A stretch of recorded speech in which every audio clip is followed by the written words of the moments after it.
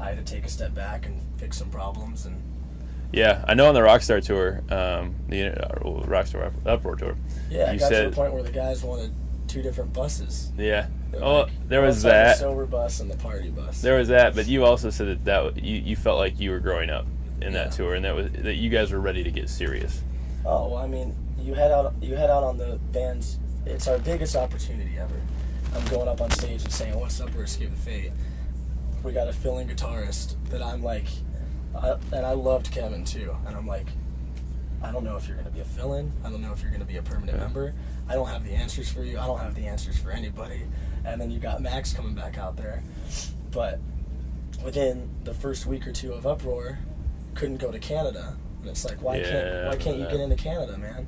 Oh, I have this DUI.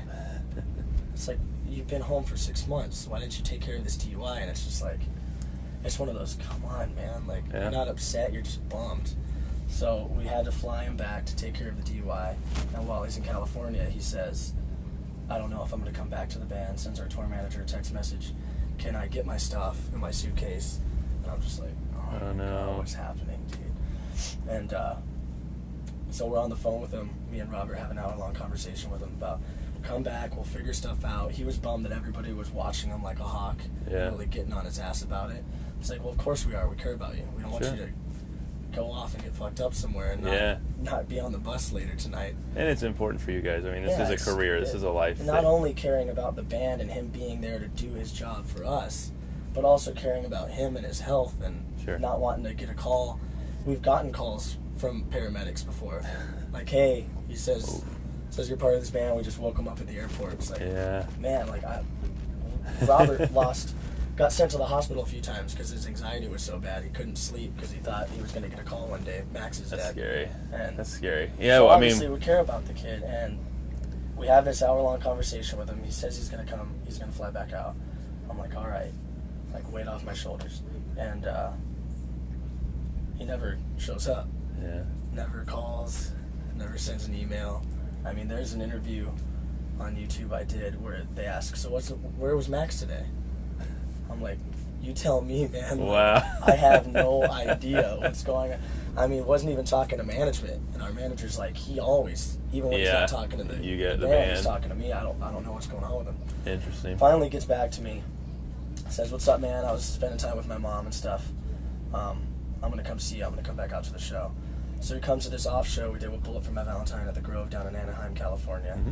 Shows up way after the show's done. I know this because I'm already like on my 3rd game of beer pong. He shows up, I give him the biggest hug ever, like, what's up, man? Like, are you okay? It's good to see you're okay and alive. And he's like, yeah, man, I'm good. And he shows up the next day for bus call to get back out on the road. At this point, we've already been using another fill-in, and it's just like, what's going on with my life and my career?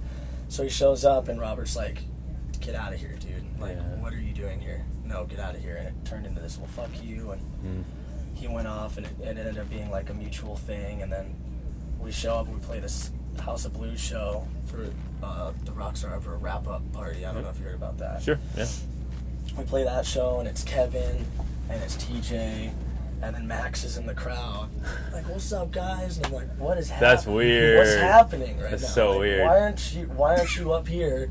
Why are you down there? And if you're down there, it's just... That's so weird. I was so confused. I didn't know what to do, and that's why I was... At that point, I had dealt with so much negativity. Throwing a drumstick or something. Thrown at me, and I was so used to getting badgered, and because the band had changed, and now the band it almost felt like it was falling apart right in front of me, and there was nothing I could do about it. You think you've aged before your time just because of all of it? Probably. I mean, I still get very immature at times, but we all do. On the 3rd game of beer pong? Yeah. or the 4th game of beer pong? Definitely.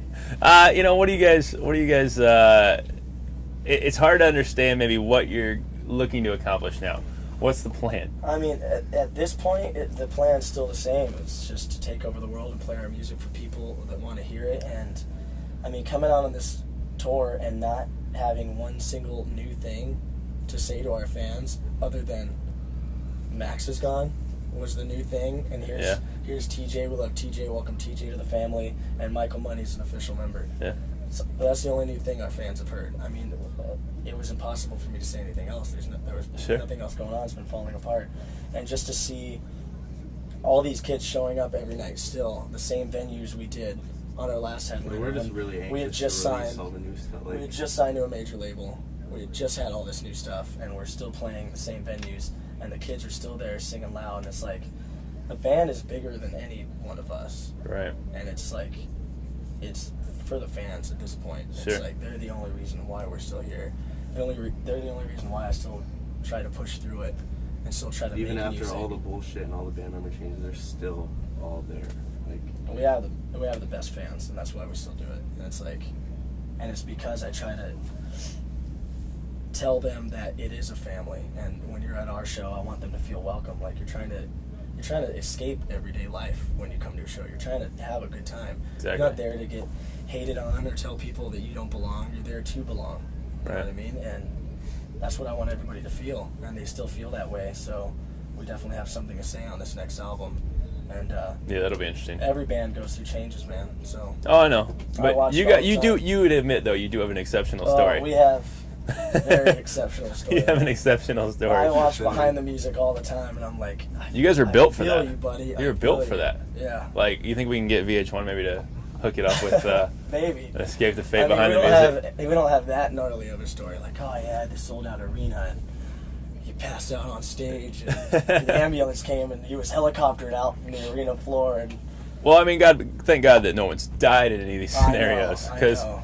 you know it's some serious stuff. But Yeah. Megan in there, we talk to fans when we come to shows, and a girl named Megan in there, something with an H, can't get her last name right. I'm sorry, Megan, can't get that right. But Megan H. Megan H wants to know about a little bit about Dead Rabbits, and she's just she's excited about what you're doing with Oh, that. I'm excited about it. That definitely is something that I wanted to do. I had time off. I was just chilling at home, and I start pulling my hair out when I'm just hanging out, when I'm not doing anything. And I ran into Caleb at John Feldman's studio when we were setting up a date to come in and do the new record.